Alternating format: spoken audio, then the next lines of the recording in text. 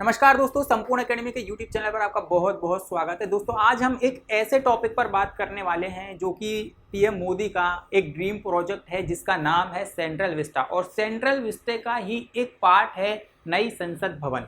तो नई संसद भवन में क्या चेंजेस हुए हैं पुरानी संसद भवन के कंपैरिजन में, आज हम वो बात करने वाले हैं। देखो, ये एक ऐसा हिस्सा है जो पॉलिटी में भी आपको देखने को मिलेगा और आगामी एग्जाम में करंट अफेयर्स के रूप में भी देखने को मिलेगा, है ना। और ये बहुत ही इंपॉर्टेंट पार्ट है जहाँ से क्वेश्चन आते ही रहते हैं। देखिए, लोकसभा से क्वेश्चन आते रहते हैं, राज्यसभा से भी क्वेश्चन आते रहते हैं, तो ये बेहद इंपॉर्टेंट है। और ये अभी अभी हाल ही में पीएम मोदी ने इसका इनॉग्रेशन किया है, इसका उद्घाटन किया है, तो यहाँ से डेफिनेटली क्वेश्चन आप लोगों को देखने को मिलेंगे। यहाँ से क्वेश्चन पूछे जाएंगे कि पुरानी संसद भवन में मेंबर्स की बैठने की क्षमता क्या थी, कैपेसिटी क्या थी, और दूसरी जो नई संसद हमारी बनी हुई है उसमें बैठने की कैपेसिटी क्या है। बहुत सारी चीज़ों में चेंजेस हुए हैं, तो एक एक करके हम समझते हैं। बने रहिएगा मेरे साथ में। संपूर्ण एकेडमी के यूट्यूब चैनल को आप सब्सक्राइब कर लीजिएगा और बेल आइकॉन को दबाना बिल्कुल भी ना भूलिएगा। तो आइए हम शुरुआत करते हैं मेरे दोस्तों। जो हमारी नई संसद भवन है इसकी नींव प्रधानमंत्री मोदी ने 10 दिसंबर 2020 को रखी थी। ठीक है, लगभग 29 महीने में ये बनकर तैयार हुई है, लगभग 29 माह में ये बनकर तैयार हुई है। 973 करोड़ रुपए का खर्च इसमें लगभग आया है। इसको बनने में 29 मंथ लगे हैं, 973 करोड़ रुपए खर्च हुआ है। हम देखें तो लगभग 2.5 साल में ये कंप्लीट हुई है बनकर। और इसका इनॉग्रेशन हाल ही में प्रधानमंत्री नरेंद्र मोदी ने 28 मई को किया है। कब किया है? 28 मई को किया है। 973 करोड़ रुपए में ये बनकर तैयार हुई है। तो पॉइंट हमें याद रखना है, की पॉइंट कैसे याद रखना है कि भाई इसकी नींव कब रखी गई थी, तो 10 दिसंबर को रखी गई थी। लगभग 29 महीने में बनकर तैयार हुई है। 973 करोड़ रुपए का खर्च हुआ है। 2.5 साल की अगर अपन बात करें तो 2.5 साल इसमें लगे हुए हैं। और 28 मई 2023 को आदरणीय प्रधानमंत्री मोदी जी ने इसका इनॉग्रेशन किया है। अब नई संसद भवन की पहले हम बात करेंगे कि क्या क्या चेंजेस हुए, उसके बाद पुरानी संसद भवन से इसका कंपैरिजन करेंगे। सबसे पहले मैं आप लोगों को बताना चाहता हूँ, ये आपके पास में लिखा हुआ है कि जो हमारी नई संसद भवन है उसकी जो नींव रखी गई थी वो आदरणीय प्रधानमंत्री नरेंद्र मोदी द्वारा 2020 को इसकी नींव रखी गई थी। पुरानी बिल्डिंग गोल है, लेकिन नए भवन में अगर अपन बात करें उसके आर्किटेक्चर की बात करें तो विमल पटेल द्वारा उसको आर्किटेक्ट किया गया है। और उसका इस्तेमाल देखो किस तरीके से किया गया है। इनका कहना है कि जगह का पूरी तरीके से यूटिलाइज करने के लिए ये जो आर्किटेक्ट तैयार किया गया है, डिज़ाइन तैयार की गई है, उसे एक ट्रायंगल शेप दिया गया है। ये देखिए, उसे क्या किया गया है, एक ट्रायंगल शेप दिया गया है जिससे जगह का पूरी तरीके से यूज हो सके। इसके जो आर्किटेक्ट हैं, डिज़ाइनर हैं दोस्तों, वो कौन है? आप लोगों के विमल पटेल हैं। आगे बढ़ते हैं। जो नई संसद भवन के बीचों बीच में एक कॉन्स्टिट्यूशनल हॉल है जहां ऊपर अशोक स्तंभ लगा हुआ है। अब थोड़ा सा देखोगे ध्यानपूर्वक तो ये आपका बीचों बीच है, यहाँ पर एक अशोक स्तंभ लगा हुआ है जिसके एक तरफ राज्यसभा है और एक तरफ लोकसभा है। यहाँ पर लिखा हुआ है कि कॉन्स्टिट्यूशनल हॉल के एक तरफ लोकसभा है और उसका सेरेमोनियल एंट्रेंस है, वहीं दूसरी तरफ लिखा हुआ है कि कॉन्स्टिट्यूशनल हॉल के दूसरी तरफ राज्यसभा का और उसका सेरेमोनियल एंट्रेंस है। यहाँ पर आगे लिखा हुआ है कि कॉन्स्टिट्यूशनल हॉल के तीसरी तरफ जो है एक सेंट्रल हाउस है, यहाँ पर एक ओपन स्पेस भी दिया गया है। अब इसके कंपैरिजन में हम बात करें, जो हमारी पुरानी संसद भवन में क्या व्यवस्था थी वो हमें याद होना चाहिए। तो हमें यहाँ पर कुछ चीज़ें याद रखना है इंपॉर्टेंट। ये सबसे इंपॉर्टेंट चीज़ है वो है आप लोगों का, इसका आर्किटेक्ट कौन थे? विमल पटेल जी हैं। पुरानी संसद भवन की बात करते हैं। पुरानी जब संसद भवन की बात करते हैं तो हमें ये पता होना चाहिए कि भाई ये 60 महीने में बनकर तैयार हुई थी, मतलब कि इसको लगभग 5 साल लग गए थे बनने में। देखिए, भारत के पुराने संसद भवन को एडविन लुटियंस ने और हर्बर्ट बेकर ने इसका आर्किटेक्चर, मतलब कि इसका डिज़ाइन तैयार किया था। ये क्वेश्चन कई बार एग्जामों में पूछा जाता है। और 1912 से लेकर 1913 में इसे डिज़ाइन किया गया था, लेकिन इसको बनाने में जो शुरुआत हुई थी इसकी बनने की 1921 में इसकी शुरुआत हुई थी और 5 महीने में ये बनकर तैयार हुआ था। इसके जब हम आर्किटेक्ट की बात करते हैं, देखो यहाँ पर तो मैंने आप लोगों को बताया कि ये जो है आप लोगों का ट्रायंगल शेप में बनाया हुआ है, लेकिन पुरानी संसद भवन का जब आर्किटेक्ट आप देखोगे, मैं थोड़ा सा जूम करके आप लोगों को बताता हूँ कि ये जो पुरानी संसद भवन है इसका जो आर्किटेक्ट था वो देखो ये गोल था, इसका जो आर्किटेक्ट था मेरे दोस्तों वो कैसा था, आपका गोल था। ये आप देखोगे तो इसका आर्किटेक्चर जो है गोल बना हुआ है।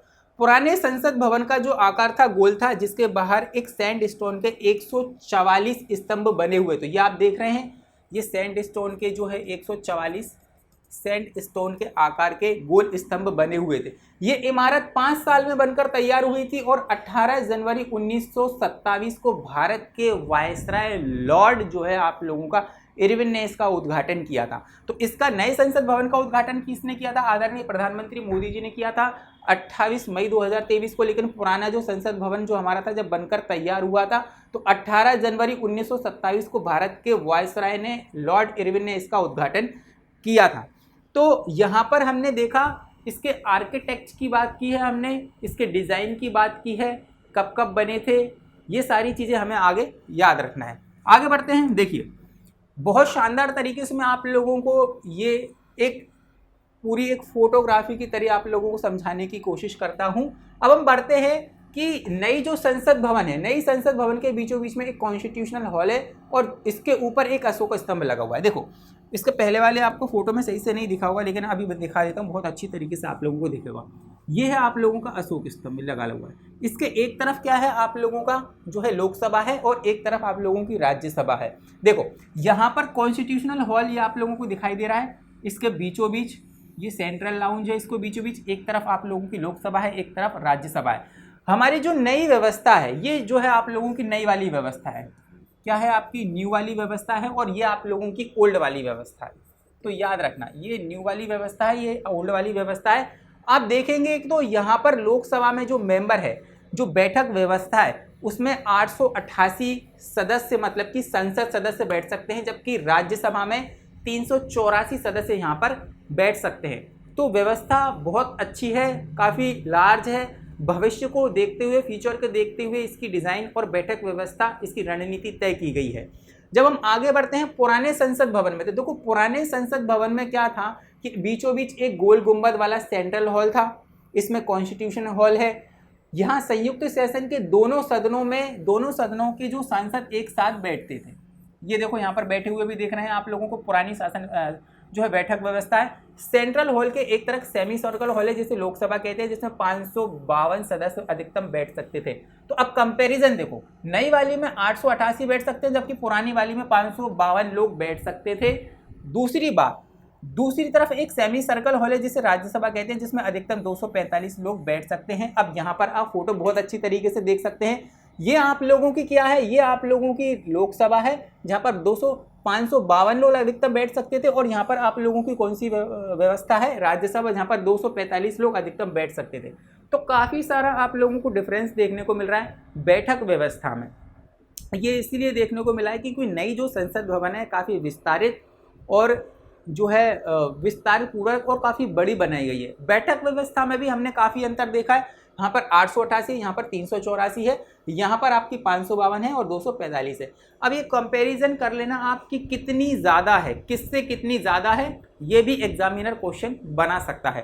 ठीक है, तो यहाँ पर हमने पूरी तरीके से एक ऑल ओवर व्यू देख लिया है। हम आगे बढ़ते हैं, इसमें क्या क्या और ख़ास बातें हैं।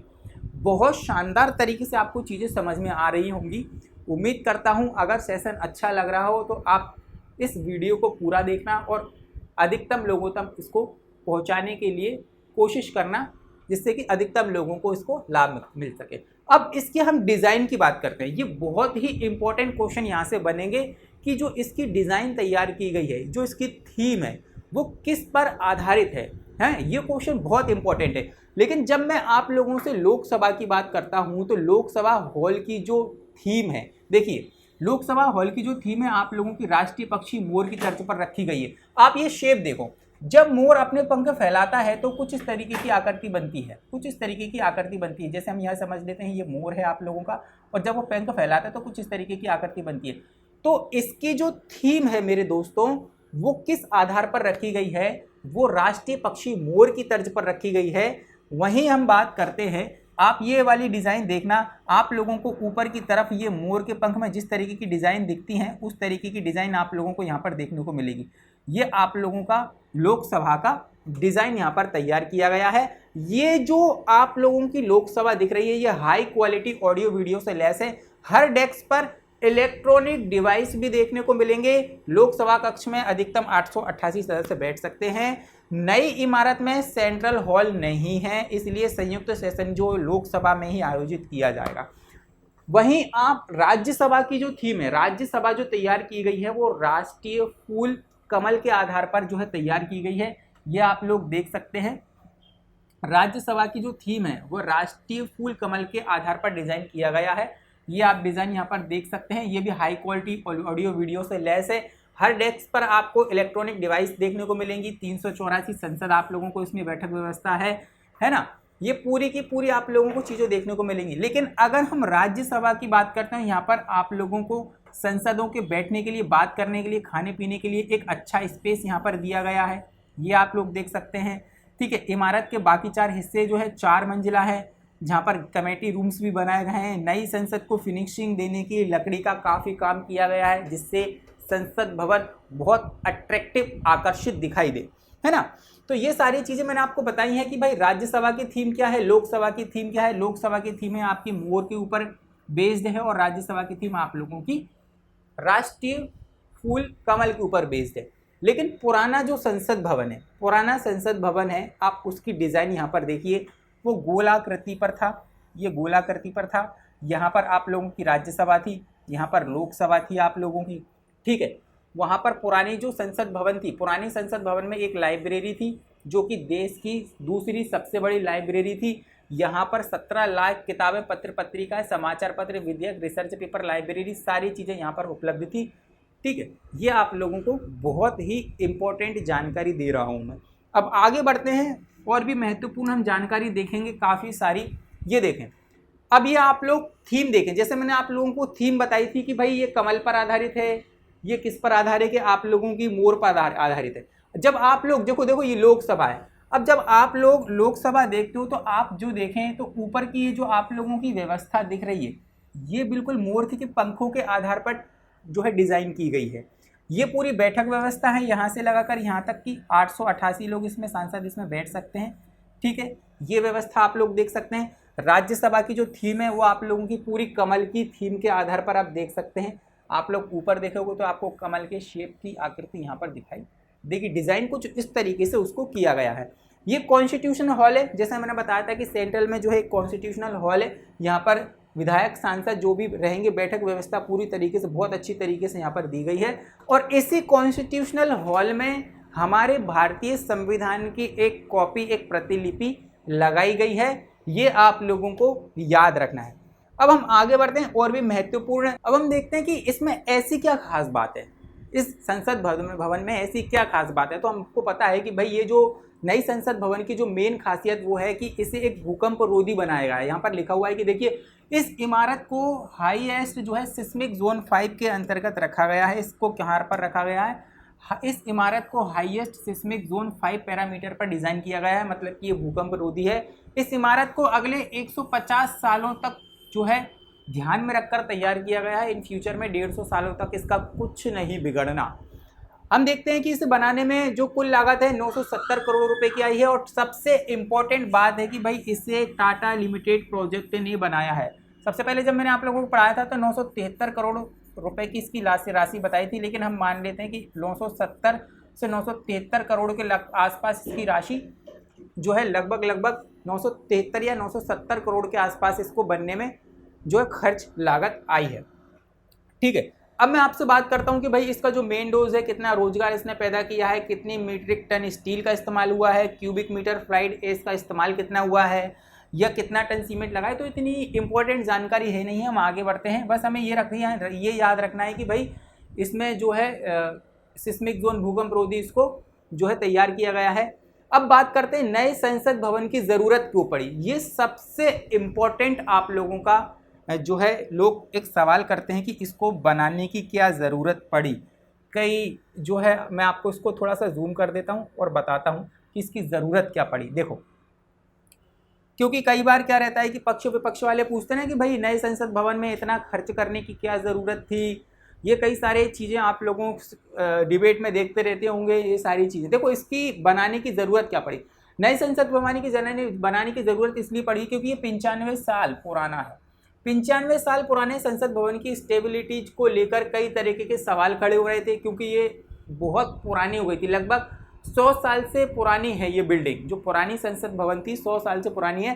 पुरानी संसद को बनाते वक्त ये नहीं सोचा गया था कि भाई इतना बड़ा लोकतंत्र चलेगा। पुरानी संसद भवन को बनाते समय ये किसी ने अंदाज़ा नहीं लगाया गया था कि भारत एक विश्व गुरु के रूप में उभर कर आएगा और इतना बड़ा लोकतंत्र बनेगा। वो इसी की वजह से यहाँ पर क्या की गई, बेहद इसकी जो यह बेहद संकरी बनाई गई थी। अब समय के साथ साथ इमारत में पानी की supply, sewer line, air conditioner, CCTV, audio visual system जोड़े गए हैं जो पहले से प्लान नहीं किए गए थे।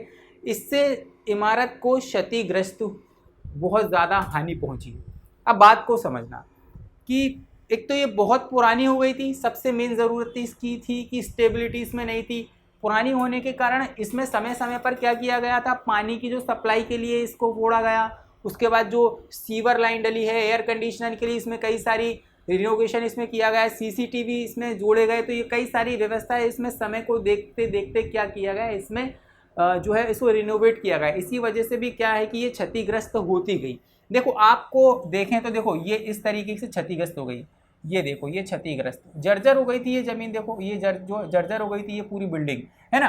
पुरानी इमारत में कम्युनिकेशन इंफ्रास्ट्रक्चर पुराना पड़ गया था, इसे आधुनिक बनाने की बहुत ज़रूरत थी। जब पुरानी इमारत बनाई गई थी तो दिल्ली के सिस्मिक जोन 2 में था, ये अभी मैंने आप लोगों को बताया था। लेकिन अब सिस्मिक जोन 4 में है, 5 में है, यानी ये भूकंप रोधी होने पर भी इसके सवाल उठाए गए थे और कर्मचारियों के लिए काम करने के लिए जगह बेहद कम थी। और यहाँ पर हम बात करते हैं, इसीलिए इसकी ज़रूरत हमें पड़ी। आगे बढ़ते हैं। देखो, अब इसकी कुछ और तस्वीरें हम देखते हैं। आगे आपको कुछ और तस्वीर में दिखाता हूँ जो कि नए संसद भवन की है। देखो, ये आपका कॉन्स्टिट्यूशनल हॉल है, ये प्रधानमंत्री इसकी सबसे पहले जब हम एंटर करते हैं तो आप लोगों को एक आर्ट गैलरी देखने को मिलेगी। ये प्रधानमंत्री वही यहाँ पर देख रहे हैं। ये आप लोगों की राज्यसभा में 384 संसद बैठने की व्यवस्था है। ये राज्यसभा का फोटो है। यहाँ पर आप कॉन्स्टिट्यूशनल हॉल देखेंगे जहाँ पर संविधान की एक प्रतिलिपि लगी हुई है और यहाँ पर आप ये देखेंगे पूरी बैठक व्यवस्था मैंने आप लोगों को बताई। तो आज के इस वीडियो में हमने ये बात की है कि नई संसद भवन में और पुरानी संसद भवन में क्या क्या चेंजेस हुए हैं, इसकी ज़रूरत क्यों पड़ी है, कितनी लागत लगी है, कितना खर्चा हुआ है। ये सारी चीज़ें आप लोगों को बेहतर तरीके से समझ में आ गई होंगी।